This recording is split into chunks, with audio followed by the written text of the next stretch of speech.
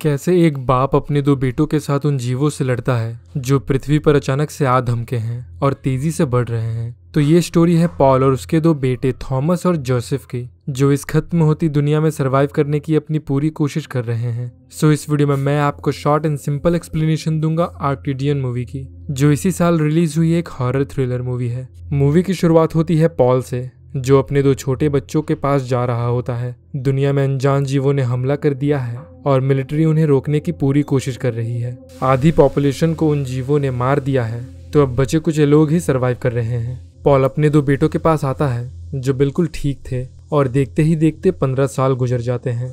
Thomas और Joseph अब बड़े हो गए हैं और पॉल उन्हें सर्वाइवल टैक्टिक्स सिखा रहा होता है कि अकेले रहकर भी वो कैसे जिंदा रह सकते हैं। थोड़ी देर बाद अंधेरा होने लगता है और जोसेफ घर की खिड़कियां बंद कर देता है। इसी दौरान पॉल थॉमस का वेट करने लगता है, जो पास में मिस्टर रोज के गार्डन में उनकी हेल्प करने गया था। थॉमस एक जंगल क्रॉस करके आता है जहां एक बड़ी सी दरार बन गई थी, और इस बार पॉल उसे लेट आने के कारण वापस मिस्टर रोज के वहां जाने से मना कर देता है। फिर डिनर के बाद वो जीव उनके घर पर हमला कर देते हैं, पर वो किसी तरह दरवाजे को पकड़कर खड़े रहते हैं। सुबह पॉल देखता है कि दरवाजा पूरी तरह से खराब हो चुका है, तो उन्हें और लकड़ियों की जरूरत पड़ेगी। और थॉमस जिद करने लगता है कि क्या वो काम खत्म करने के बाद मिस्टर रोज के वहां जा सकता है। तो एंड में पॉल उसे जाने की परमिशन दे देता है, जिसके बाद जोसेफ और थॉमस एक पुराने शिप के भंगार से जरूरी चीज इकट्ठा करने चले जाते हैं। और थॉमस आधे रास्ते ही मिस्टर रोज के वहां जाने के लिए भाग जाता है, और वो जोसेफ से कहता है कि अंधेरा होने से पहले वो इसी जगह पर आ जाएगा। थॉमस जंगल के रास्ते मिस्टर रोज के घर आ जाता है, जहाँ गेट पर गार्ड्स पहरा दे रहे होते हैं।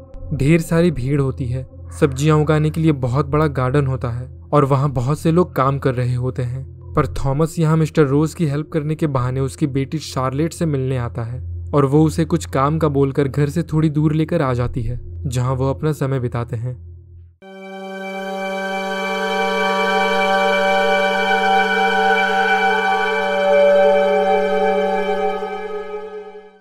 इसी तरह जोसेफ चीजें इकट्ठा करके उसी जगह थॉमस का वेट करता है, पर अंधेरा होने के बाद भी वो जब नहीं आता तो उसे लगता है कि थॉमस घर चला गया होगा, इसलिए जोसेफ भी घर आ जाता है।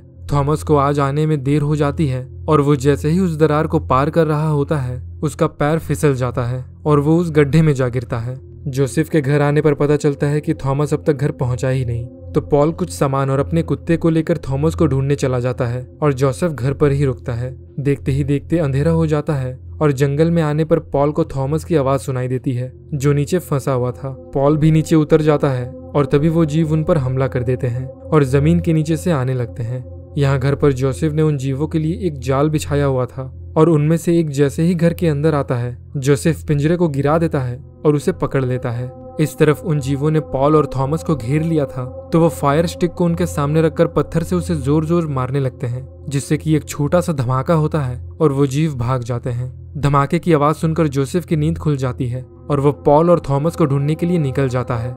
जंगल के अंदर आने पर उसे उनका कुत्ता दिखाई देता है, जो कि उसे पॉल तक ले जाता है। वो पॉल को गाड़ी में बिठाकर घर ले आते हैं, जो बुरी तरह से घायल हो गया था, और उन्हें समझ में नहीं आ रहा था कि अभी उन्हें क्या करना चाहिए। जोसेफ और थॉमस सोच ही रहे होते हैं कि तभी उस पिंजरे से गुर्राने की आवाजें आने लगती है।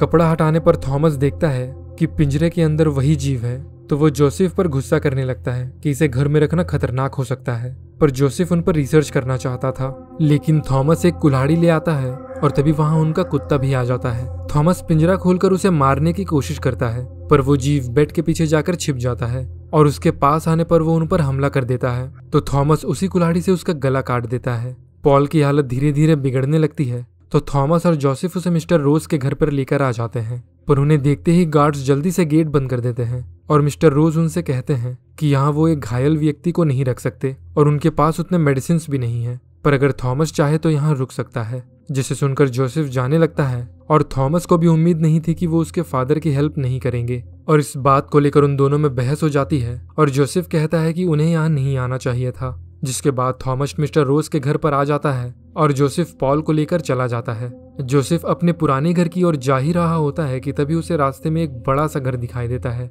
तो वो उसके अंदर आ जाता है और सारे दरवाजे और दीवारें चेक करने लगता है कि यहाँ उन जीवों ने हमला किया था या नहीं।